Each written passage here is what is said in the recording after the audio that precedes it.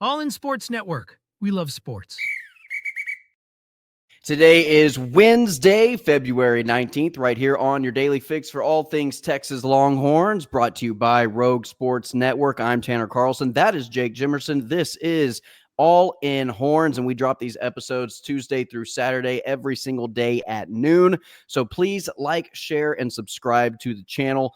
And Jake, we just talked about in the previous episode on Tuesday about this great weekend of ours. And today we've got a very special guest for the people to give us a more in-depth look and maybe an insider look of what he knows about the great weekend that we had in baseball, and then also kind of the basketball runs as they're both approaching the end of the season.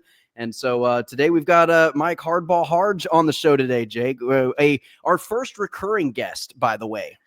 Yeah, our first guest to come back on a second time, and a fitting guest. I thought our first interview with him was one of our most fun ones. All of our guests have been awesome, but excited to get him back on, especially with baseball season coming up.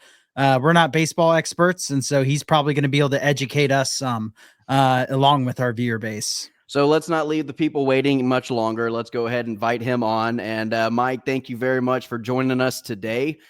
We know that it was a fun weekend for Texas athletics. Especially with the way men's basketball season has gone this year.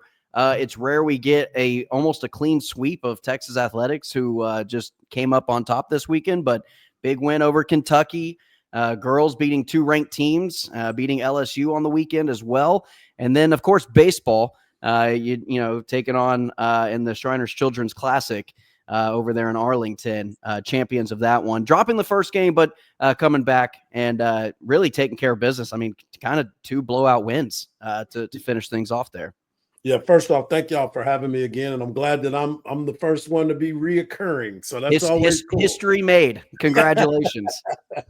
I appreciate that. But yeah, man, you sit back and you're looking at the 40 acres as a whole, and you start to think about the things that have gone on over the past few years, the changes that have been made, and the moves that are starting to take place. And, you mentioned the women's game, and for that basketball team, which is so fun to watch. I mean, if you have never been into that arena, you don't understand. It is unbelievable. And Vic Schaefer has made that an unbelievable atmosphere. And then you look at the men's basketball team and you talk about Rodney Terry, and obviously, there's been a bunch of jabs about him, but somehow, some way, they find a way to get a big win against a basketball school in Kentucky. And for them to go out there and be able to do that, that's been nothing short of impressive. But, of course, you want to talk about baseball, and the Schlossnagle era started this past weekend. And let me just tell you this. It was the first time in 10 games at Globe Life that Texas found a way to get a win. And I've been there for a bunch of those. I've called those games on Flow Sports. Maybe I was the bad luck. I don't know. But they figured it out. I wasn't there this past weekend, but I was very impressed. Now, let's be honest. It's the first weekend. We've seen it. We've seen them go out there and play terrible in the very beginning of the season, and then they find their way in Omaha. So we get it. But the way that they went out there and played against some top-notch teams, let's not make too much of it. And they should have swept the weekend if they didn't blow the ninth inning and end up losing that first game to Louisville. I was very impressed with the starting pitching, the way that they were attacking the zone. That was one of the main things for me. Is there's no nibbling. It's all arm, and let's see how far they can hit this thing. And then the bats, we got some young players that are going to make some names for themselves. And it was an exciting weekend for all the Horn fans. Yeah, I think everyone was freaking out a little bit after the first game, just because it was very reminiscent to games of last year, and the bullpen kind of blowing it. And the bullpen did struggle a little bit this weekend.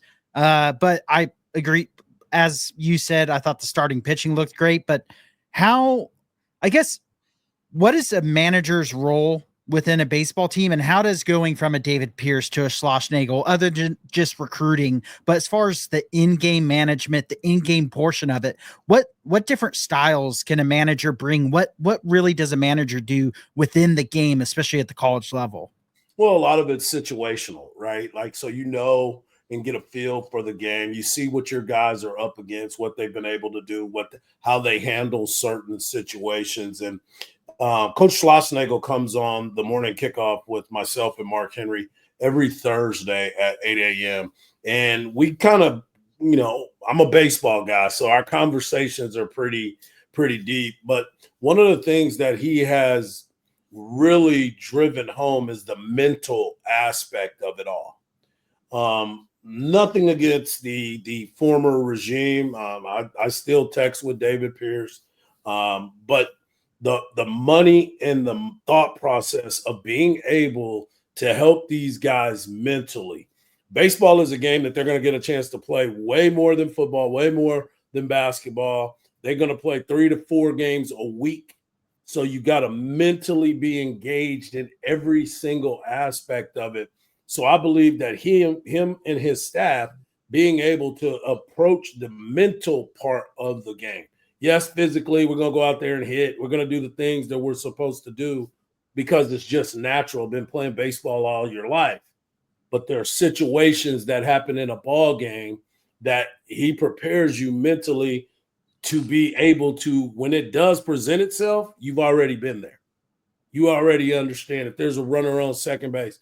There was an at-bat the other night. Tommy Farmer came up, and there was a runner on second and nobody out. And the natural job is to drive the ball to right center field, try to get yourself an RBI. But the most important thing is get that guy from second to third base. He didn't get it done.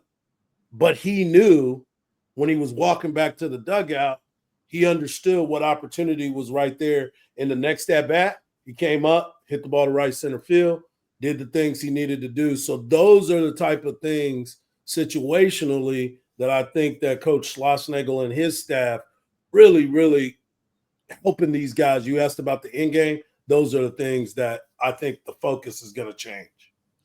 So Jake and I, we discussed probably last week at some point in time kind of what our expectations for this year's baseball team is going to be. A lot of turnover, a lot of different faces, younger team, not as much experience in terms of upperclassmen, new coaching staff, all of those things. And Jake was kind of talking about, hey, I want to see, what the pitching looks like, because that was kind of a big issue.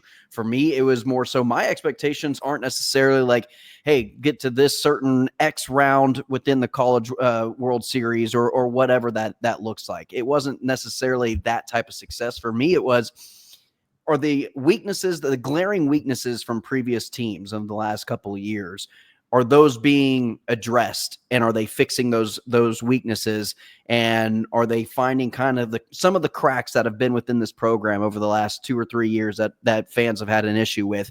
Are those being addressed? Are they being fixed? And if that's the case in year one, we're on the right track. I'm happy with what happens with the Schloss effect moving forward.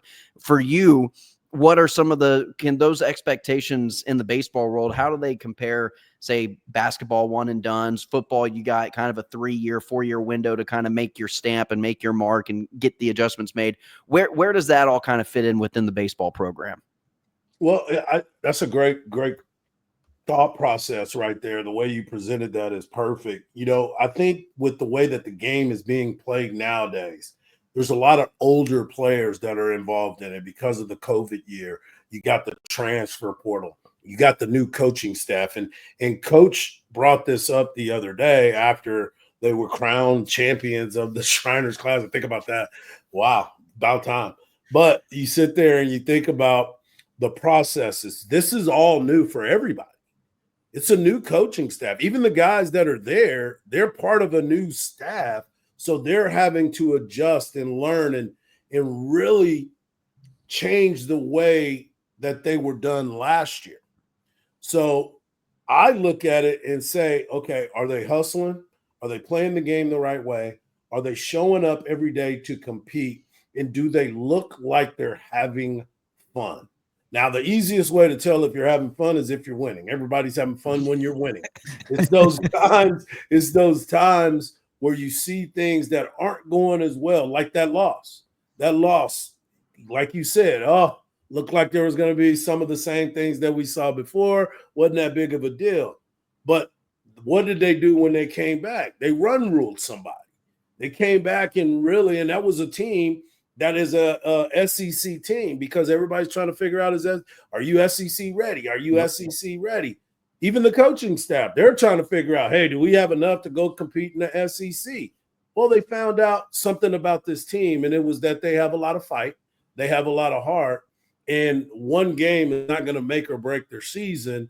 They're going to come back and be ready to go. And not only that, they went out and be a powerful Oklahoma State team that had been pounding the baseball the entire time. So to me, I think to watch this team each week and see where they've cleaned up some things defensively, obviously is going to be something that they're going to work on, but that was real dirt and grass. They're going to be playing on turf here, so you might see a little cleaner defense.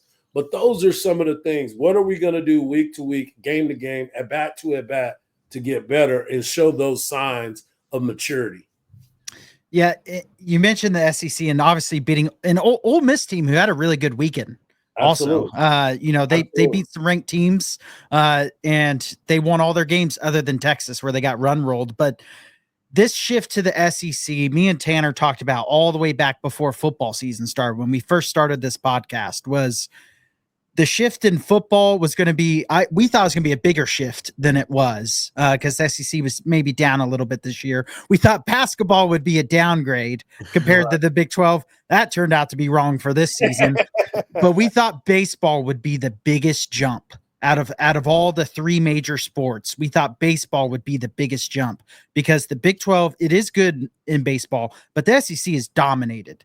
And Omaha is basically an extension of the SEC at this point. And so with this being the first year in the SEC, the first year for Schlossnagle, what do you think this team needs to do to get to a point where they can compete with not only the Ole Misses of the SEC this year, but some of those top teams? Obviously, A&M's got the number 1 squad in the country. I think you got like 5 teams in the top 10, something like that. And so how do you kind of get ready for that? Because you could be a pretty good baseball team and still get 10th or 11th in the conference. Well, the beautiful thing is Schloss is new to the SEC with Texas, but he's been in the SEC with A&M.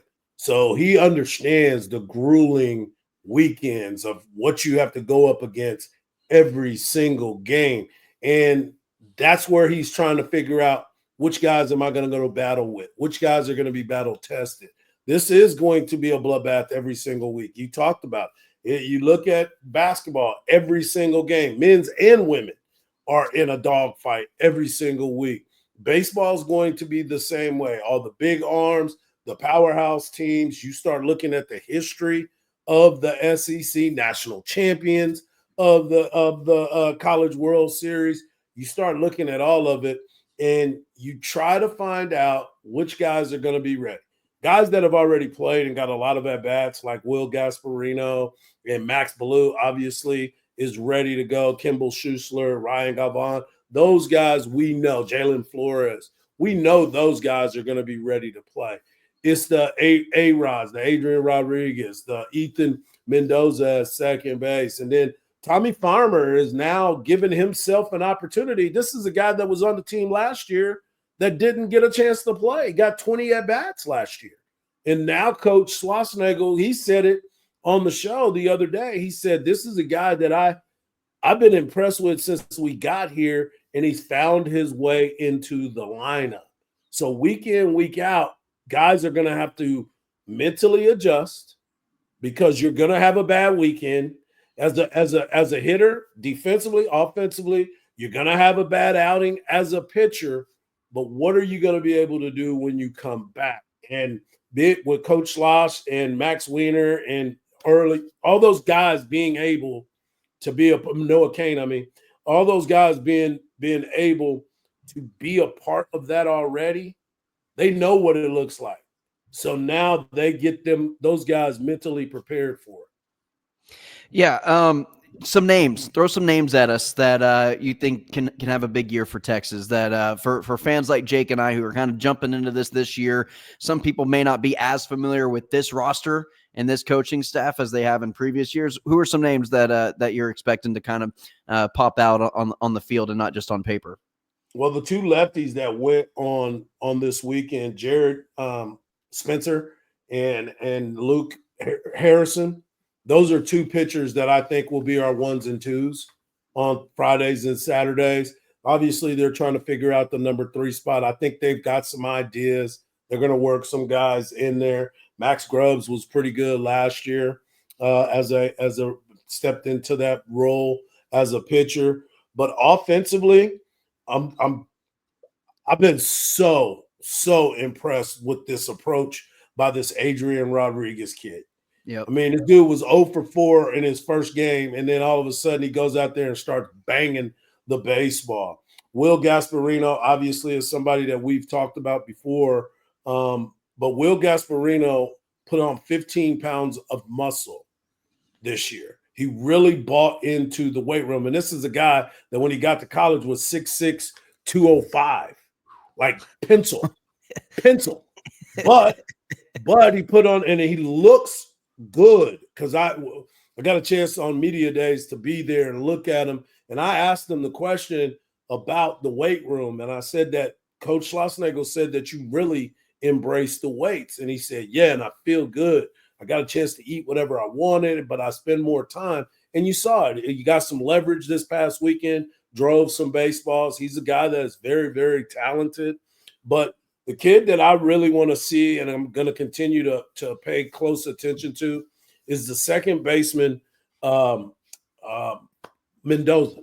I mean, the kid, he picks it over at second. He's going to be a guy that is going to make plays that people aren't really paying attention to, because you want your middle infielders, especially your second baseman, to handle everything, to make sure that, hey, I'm going to hit, but I need you to play defense, because the middle of the infield is so critical to the success of any baseball team.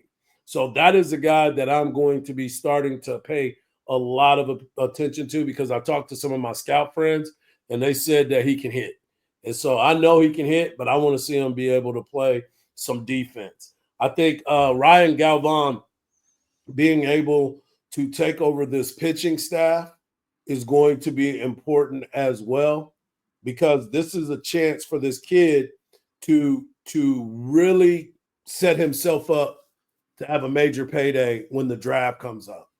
Being able to manage a team and make sure that those guys are pounding the strike zone, I think is going to be outstanding.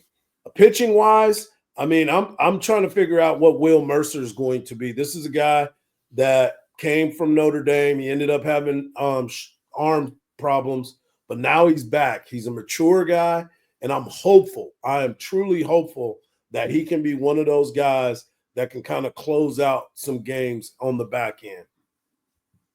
Yeah, closing, I think, is going to be something that is going to be really important for this team. You feel like with the starting pitching, they're going to be able to get leads. They got leads last year, and the bullpen failed them, closing failed them, and so it feels like seeing how the bullpen and the closing kind of shapes throughout the season will be determinant of how many games they win in the SEC. I did want to just ask one. Don't forget about Riojas. He's going to probably be the closer for Texas eventually. He was a guy that was up for Stopper of the Year. They put him in the preseason. He's a kid from UTSA. He's a guy that you want to pay attention to as well. He's got a great mustache too, by the way. You gotta, that's any pivotal baseball player in with a great, baseball. yeah, That's right. it is important. That's a very important attribute in the baseball world, is to have a good mustache. That's right. I just wanted to give one final baseball question. It came up with what you were saying, and that is how important second base is to the infield. And I know you could probably go on a long time about it, but do you want to give just kind of a short synopsis of what you mean by that? Because I know when I think of the infield, I have a casual brain. My mind goes to shortstop. Yeah. And so kind of what the second baseman brings to the infield. It's the leadership too. Yes, everybody, shortstop, best player, best arm, all the good stuff, the hoopla, the guy that's going to be, put the chicks in the seats, right? He's the pretty boy. He's that guy, right? But that second baseman is a leader. The second baseman has to be fundamentally sound around the bag. He has to be able to calm everybody down, make the routine play. You're going to get more balls hit to short and third to turn double plays. You got to be able to be quick around the bag. And I don't even know if anybody really noticed the ground ball up the middle against Oklahoma State last night. Dives across the middle. He barehands it. Flores flips it to him. He barehands it, flips it to second, hits him dead in the chest. It was a routine play for him, but it was more spectacular for those that understood. It was like, wait a minute, did he just barehand that? You have to go back and look at it, like Mac McClung and his dunks. You know what I'm saying?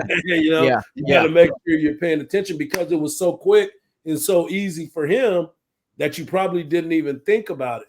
So those are the types of things, because the shortstop does have so much, but the responsibility of a second baseman goes just hand in hand with what a shortstop has to do.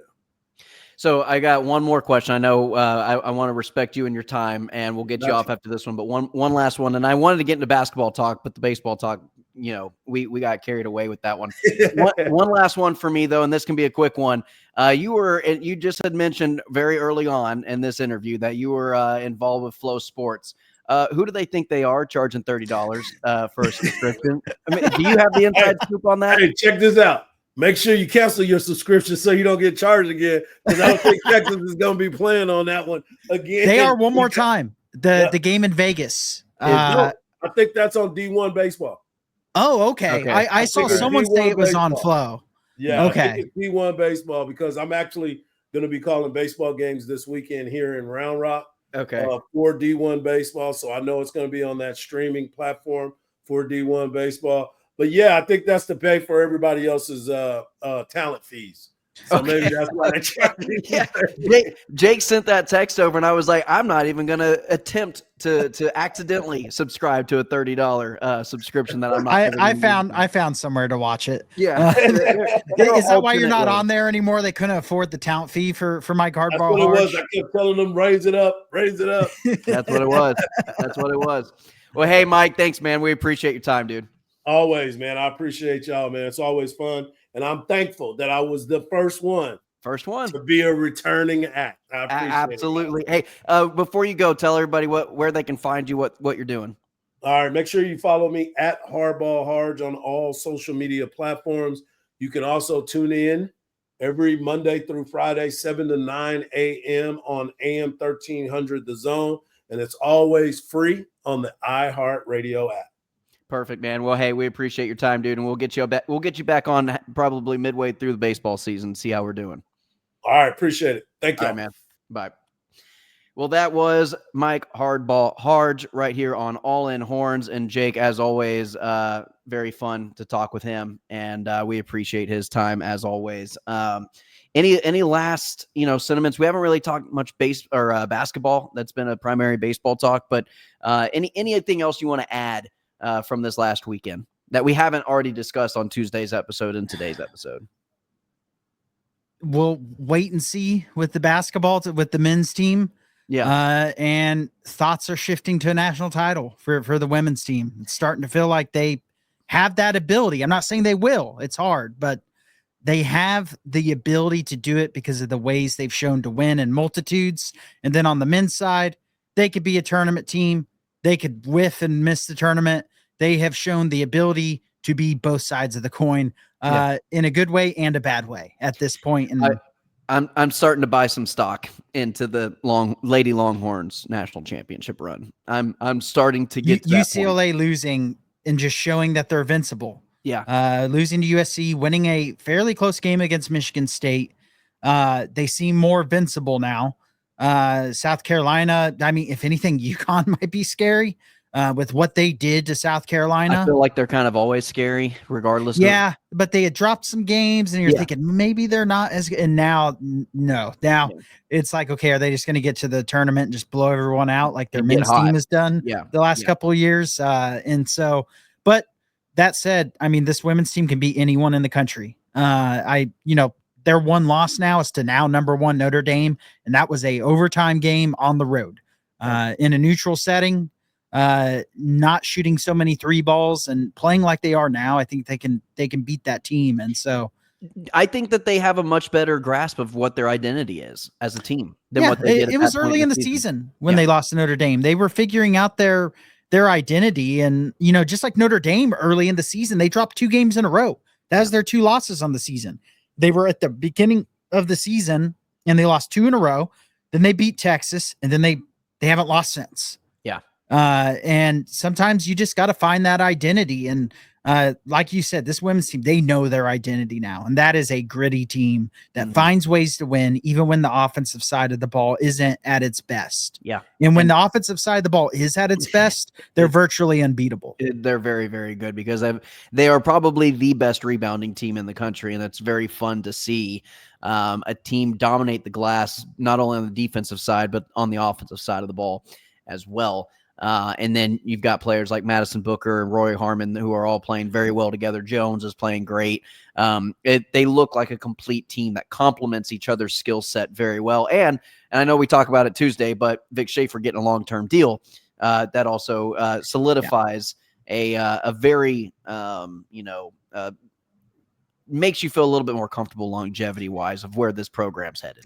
And just the buy-in Longhorn Nation is giving this ladies team is Moody Center awesome. is incredible. Moody Center is incredible. Shout out. And I know we repeat it over and over and over again, but I mean, the Moody Center is really buying into this women's team. And that is a small glimpse of what could be the men's side if they get to that. It was rocking against Kentucky for the men's side. It was a great environment against Kentucky. It's just, they have to be in the games for them, for Moody Center to come alive. I think everyone's a little hesitant at the start of the games on the men's side just because of how up and down the season has been. Not that it should be that way. You should show up and support regardless. But the women's side, the Moody Center's rocking. The ratings, something we haven't talked about. The ratings for some of these Lady Longhorn games have been incredible. I think the South Carolina game was like a 1.3 million peak, and it was an average of just over 1 million. Which is incredible. If you follow Rory Harmon on X, the Everything app, which I highly recommend you do, she's actually been advocating the viewership numbers for their games, and they've almost increased. And she nearly quote tweets it every single time, and it's obviously promoting women's basketball and women's sports and all those things. But yeah, she does a great job of supporting the support, I guess you could say. And so give her a follow and. Really, if you haven't bought in or haven't taken the time to really sit down and watch this women's basketball team, highly suggest you do. They just went through the 3 best stretch game of any team this season, and they won all of those games.